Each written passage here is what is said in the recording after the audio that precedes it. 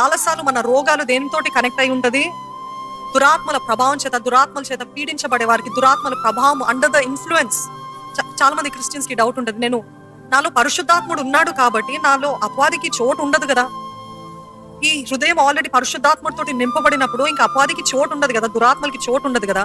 మరి ఎందుకు ఎప్పుడు చూసిన దురాత్మలు అంటూ ఉంటారంటే, yes, when you filled with the Holy Spirit the demon cannot possess you, అంటే స్వాధీనపరచుకోలేడు, కానీ వాడి ప్రభావం మన పైన పనిచేస్తుందంట. అంటే under the influence of the enemy వాడి ప్రభావం మనం. అందుకనే కొన్నిసార్లు దురాత్మల ప్రేరేపణ ఇప్పుడు మనము చూడగలిగితే పేతునే చూస్తాం.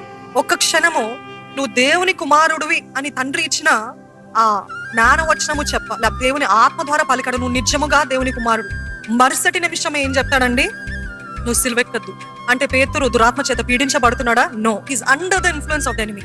అంటే కొన్నిసార్లు ప్రేరేపించబడతాం, లేకపోతే కోపంలో ఉన్నప్పుడు మన control, that is under the influence of the enemy.